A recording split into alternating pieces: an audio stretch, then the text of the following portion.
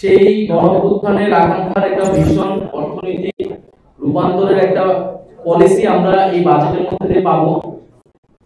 তো আমাদের কাছে মনে হয়েছে যে সরকার এই বর্তমান সময়ে যে অর্থনৈতিক সমস্যাগুলো, সেই সমস্যাগুলো তারা অ্যাড্রেস করতে পেরেছে, কিন্তু তার প্রপার সলিউশন বা স্ট্র্যাটেজি বা যেই ভিশনটা কথা আমরা বলতেছি বৈষম্যহীন সমাজে, সেটা এই বাজেটের মধ্যে দিয়ে আসেনি। এটি এক বছরের জন্য বাজেট হলেও সেটার বাস্তব ভিত্তিক হলেও কিন্তু সেটার নতুন বন্দোবস্তের যে আকাঙ্ক্ষা, অর্থনৈতিক রূপান্তরের যে আকাঙ্ক্ষা, সেই আকাঙ্ক্ষার পূর্ণ প্রতিফলন ঘটেনি বলে আমরা মনে করছি।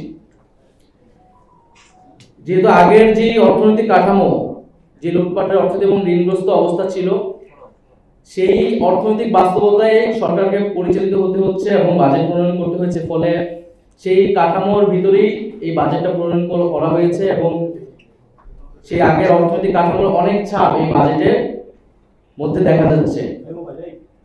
আমরা এই গণঅভ্যুত্থানের মধ্য দিয়ে তৈরি হওয়া যে নতুন বাংলাদেশ, সেখানে আমরা ভেবেছিলাম বা আমাদের আকাঙ্ক্ষা ছিল যে ধনী গরিবের যে আয় বৈষম্য, সেই আয় বৈষম্য কমে আসবে।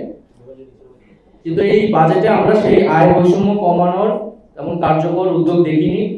করদাতার সংখ্যা যেটি পূর্বে ছিল সেটি বিদ্যমান রয়েছে এবং যে সকল ব্যক্তি বা প্রতিষ্ঠান কর ফাঁকি দেয় তাদেরকে করের আওতায় আনার তেমন কার্যকর পদক্ষেপ আমরা দেখিনি। এর ফলে নিম্নবিত্ত এবং মধ্যবিত্তের উপর যে চাপ ছিল, করের চাপ, সেটি কিন্তু অব্যাহত থাকবে। কিছু পণ্যের, নিত্য প্রয়োজনীয় পণ্যের কর কমানো হলেও আমাদের কিন্তু তাদের উপর যে চাপ, সেই চাপ কিন্তু গুণগতভাবে আসলে কমবে না। দ্বিতীয়ত আমরা বলছি যে এই জুলাই গণঅভ্যুত্থান শুরু হয়েছিল বেকার সমস্যা থেকে, কর্মসংস্থানের আন্দোলন থেকেই কিন্তু এই গণঅভ্যুত্থানের সূত্রপাত। ফলে তরুণদের ব্যাপকভাবে প্রত্যাশা ছিল যে আমাদের যে বেকার সমস্যার সমাধান এবং কর্মসংস্থান বৃদ্ধির জন্য উদ্যোগ থাকবে, কিন্তু আমরা সেটি দেখতে পাইনি। গত এক বছরে 26 লক্ষ বেকার বৃদ্ধি হয়েছে, কিন্তু কর্মসংস্থান বৃদ্ধির জন্য যে বিনিয়োগ বাড়ানোর প্রয়োজন ছিল, সেটি সেই ধরনের নীতি গ্রহণ করা হয়নি। বরং ব্যাংকের উপর যে নির্ভরশীলতা, সেটি অব্যাহত রয়েছে, আগের আমলের মতোই সেই ধারাবাহিকতা রয়েছে। ফলে এই বাজেট থেকে বা এই অর্থনৈতিক পলিসি থেকে আসলে যে কর্মসংস্থান বৃদ্ধি হবে বা বেকার সমস্যা নিরসন হবে কার্যকরভাবে, সেটা আমরা মনে করছি না।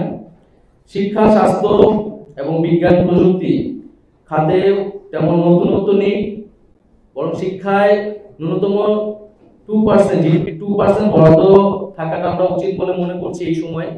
সেটা 1.7% হয়েছে।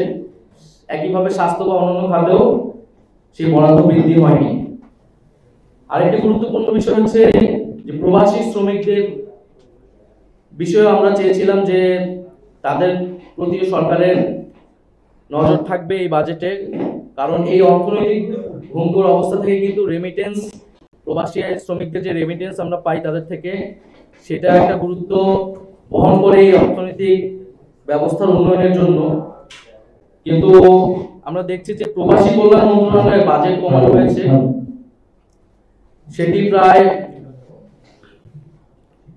প্রবাসী কল্যাণ মন্ত্রণালয়ের বাজেট অর্ধেক করা হয়েছে এবং এটা আমরা নিন্দা জানাচ্ছি এবং আমরা মনে করি যে এই বাজেটটা প্রবাসী কল্যাণ মন্ত্রণালয়ের বাজেট কমানো উচিত না। কারণ এই আমাদের প্রবাসী ভাইয়েরা তারা কিন্তু নিজেদের উদ্যোগে বিদেশে যায়, দেশের এই প্রবাসী কল্যাণ মন্ত্রণালয় থেকে যতটুকু সুযোগ সুবিধা তাদের দেওয়া হয়, সেটিও যখন কমানো হয়, তখন আসলে এই সরকারের আসলে প্রবাসী ভাই বোনদের উপরে আসলে তাদের উদ্যোগ কি সেটি পরিষ্কার হয় না। এবং আমাদের দেশের বাইরে যেসব আমাদের দেশের ভাই বোনরা যায়, তাদেরকে প্রাতিষ্ঠানিকভাবে দক্ষ করে তোলার উদ্যোগ যাতে নেওয়া হয়, এটা আমরা জানিয়েছিলাম, কিন্তু উল্টো দেখা গেল যে প্রবাসী কল্যাণ মন্ত্রণালয়ের বাজেট কমানো হয়েছে। এছাড়া ক্ষুদ্র মাঝারি ব্যবসায়ীদের